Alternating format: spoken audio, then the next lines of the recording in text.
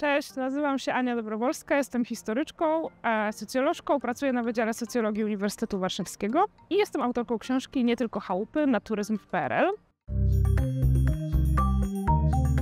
Pewnie większość osób kojarzy nagi wypoczynek, nagie plażowanie w PRL z piosenką Zbigniewa Wodeckiego Chałupy Welcome to, ale niewiele osób wie, że kiedy ta piosenka stała się hitem polskiego lata w 1985 roku, w chałupach na Półwyspie Helskim nie było już plaży na turystów. Nadzy plażowicze pojawili się na polskich plażach w latach 70. Oczywiście wcześniej były pojedyncze miejsca, w których ludzie opalali się bez ubrań. Jest to rzecz stara jak świat. Natomiast rzeczywiście taką o popularności nagiego plażowania możemy mówić w latach 70. Ja to łączę z takim otwarciem się wtedy Polski na świat, przede wszystkim świat socjalistyczny, otwarciem granic wewnątrz bloku socjalistycznego. Na początku lat 70. można wyjechać bez paszportu, wyłącznie z wpisem w dowodzie osobistym do NRD, a potem również do Jugosławii i do innych krajów bloku socjalistycznego. I to wszystko sprawia, że ludzie zaczynają podróżować, podglądać to, w jaki sposób ten wypoczynek wygląda w innych krajach bloku i przynosić te wzorce z powrotem do Polski.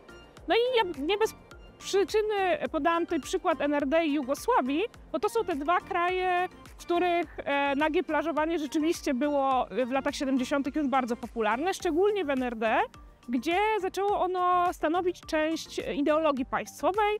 No więc w latach 70. nagi wypoczynek pojawia się też na plażach w Polsce, ale póki co w takiej bardzo prywatnej konwencji. W której ludzie po prostu zdejmują ubrania, nie organizując się wokół tego jakoś specjalnie. To się zmienia na początku lat 80. w kontekście narastającego kryzysu gospodarczego, ale też kryzysu politycznego, którego kulminacją jest stan wojenny. I on sprawia, że po pierwsze za granicę nie można już wyjeżdżać tak często jak wcześniej, ale po drugie że zaczyna brakować tych sfer konsumpcji, sfer wolności, z których można korzystać w Polsce i ludzie zaczynają szukać alternatywnych możliwości spędzania czasu wolnego. No i taką alternatywną, atrakcyjną możliwością staje się właśnie nagie plażowanie. Popularność chałup jako miejsca wczasów i nagich wczasów sięga już lat 70., a na początku lat 80. w ramach tego właśnie coraz bardziej organizującego się ruchu pod wodzą Sylwestra Marczaka do chałup corocznie przybywają naturyści na zjazdy. I to się zmienia w 1983 roku, kiedy o naturyzmie zaczyna pisać tygodnik Veto. Promują właśnie wizyty na nagich plażach w różnych miejscach w Polsce, ale przede wszystkim chałupy, co trochę przeraża mieszkańców chałup. Wobec tej coraz większej popularności chałup jako miejsca nagiego wypoczynku w miejscowości zaczęło pojawiać się coraz więcej osób, niekoniecznie związanych z ruchem naturystycznym, czyli niekoniecznie biorących sobie do serca takie ideały tego, żeby nago być tylko na plaży, żeby zachowywać się w sposób aseksualny, żeby szanować okolice. No i te wszystkie takie konflikty sprawiły, że mieszkańcy chałup byli na początku roku 84 byli już bardzo negatywnie nastawieni do plaży naturystycznej. A okazja nadarzyła się w czerwcu 1984 roku, kiedy miały się odbyć pierwsze po stanie wojennym wybory do rad narodowych. To był taki PRL-owski odpowiednik dzisiejszych rad gmin. I oczywiście, że wybory nie były wolne, nie były demokratyczne, ale były ważne propagandowo i ważna propagandowo była frekwencja.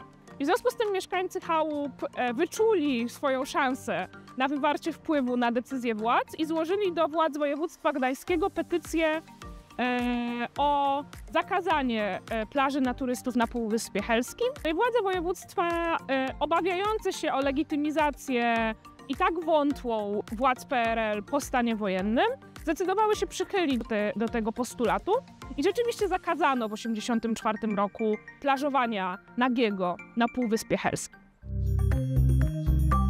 Piosenka z Zbigniewa Wodeckiego powstała co prawda w 1984 roku, ale swoją premierę miała dopiero w 1985 roku. Była hitem lata 85. I w momencie, w którym ona opowiadała o chałupach jako miejscu, w którym odbywają się wybory Miss Natura, w którym właśnie można uciec z PRL w taki metaforyczny sposób, wyobrażając sobie, że jest się na plaży w Barbados, Galapagos, to wtedy w chałupach naturystów już nie było. Za plażowanie nagie w chałupach można było dostać srogi mandat, a zjazdy odbywały się w zachodniej części polskiego wybrzeża, właśnie w Rowach, a potem przeniosły się do Lubiewa koło Międzyzdrojów. Warto wrócić do tej historii naturyzmu w latach 80. Obecnie, kiedy dyskutujemy bardzo dużo na temat kwestii takich jak autonomia cielesna, kwestii dotyczących moralności polskiej i konieczności jej reformowania, roli Kościoła w życiu publicznym, wydaje mi się, że bardzo wiele tych dyskusji ma swoje korzenie historyczne i że lata 80. i ten przykład ruchu naturystycznego dostarcza wielu ciekawych przykładów do dyskusji o współczesnej polskiej obyczajowości.